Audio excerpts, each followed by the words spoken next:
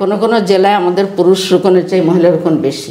আমরা যেটা জানতে পেরেছি, আপনাদের যদি রোকন সংখ্যাতে আসে বা জনশক্তিতে আছে প্রায় 45 থেকে 50%-এর কাছাকাছি মহিলা পুরুষদের তুলনায়, এবং এমনও সংখ্যা মাঝে মধ্যে করা হচ্ছে যে পুরুষদের থেকে আপনারা এগিয়ে যাবেন অনেক বেশি। আমরা কোনো কোনো জেলায় আমাদের পুরুষ রোকনের চেয়ে মহিলা রোকন বেশি। এটা সম্ভব হলো কিভাবে? আসলে আমরা যদি স্বাভাবিকভাবে দেখি যে সংগঠন, রাজনীতি এগুলোতে আসলে পুরুষ মানুষের অংশগ্রহণ বেশি থাকে, নারীদের কম থাকে তুলনামূলক।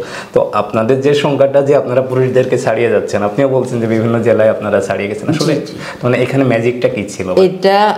এখানে ম্যাজিকটা কোরআনের ম্যাজিক, এবং মহিলাদের যে একটা নরম মন আছে, ওই সফট কর্নারে যখন আমরা নক করি তখন আল্লাহ তাআলা তাদের হেদায়েতের দরজাটা উন্মুক্ত করে দেন, তাদের হৃদয়ের আবেগকে আরও বাড়িয়ে দেন। এটা আমাদের ক্রেডিট না, এটা হলো আল্লাহর কালামের ক্রেডিট আমি বলবো। আচ্ছা, এক্ষেত্রে কি আরেকটা বিষয় যে নারীদের যেহেতু অধিকাংশ ক্ষেত্রে দেখা যায় যে কর্মজীবী নারীর সংখ্যা বাংলাদেশে খুব বেশি নয়, বিশেষ করে গ্রাম অঞ্চলে এটার সংখ্যা অনেক কম, সেক্ষেত্রে তাদের অনেক বেশি সময় আছে, আপনারা সেটা কনজিউম করে তাদেরকে তালিম দিতে পারছেন, এরকম কিছু? আচ্ছা, কর্মজীবী নারীর সংখ্যা আসলে একেবারে কম নয়, কারণ এখন তো বাংলাদেশে গার্মেন্টস শিল্প অনেক বেশি হয়েছে, প্রোগ্রেস করেছে, এবং গার্মেন্টস শিল্পে 90% হলো নারী।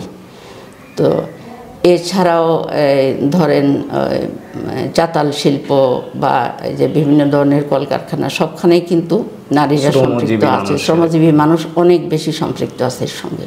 তো কর্মজীবী নারীদের মধ্যেও আমরা কাজ করছি, কিন্তু ওদেরকে আমরা যথাসময় পাই না, কিন্তু তারপরেও তাদের যে অবসর সময়টা, সেই সময় আমরা হাজির হই, আমরা বলি যে আপনারা আল্লাহর কোরআনের একটা কথা শুনেন, হাদিসের একটা কথা শুনেন, আমাদের তো এই দুনিয়ার জীবনের পর আরেকটা জীবন আছে, সেই জীবনের জন্য তো আমরা তো সব কাজ সেরে পরে প্রস্তুতি নেবে, এটা তো সম্ভব না, বরং প্রত্যেকটা কাজের মধ্যে দিয়েই প্রস্তুতি দরকার। আর এটা যদি আপনি করেন তাহলে আপনার সন্তানকে আপনি একটা সুশিক্ষা দিতে পারবেন, আপনার হাজব্যান্ডের সাথে একটা সুন্দর সম্পর্ক আপনি করতে পারবেন, এবং দুনিয়াও আপনার সুন্দর হবে, আখিরাতও সুন্দর হবে। এইভাবে আমরা মহিলাদেরকে তাদের যে সাপ্তাহিক ছুটির দিন, ওই সাপ্তাহিক ছুটির দিন অনুযায়ী আমরা তাদেরকে কাজে লাগানোর চেষ্টা করি।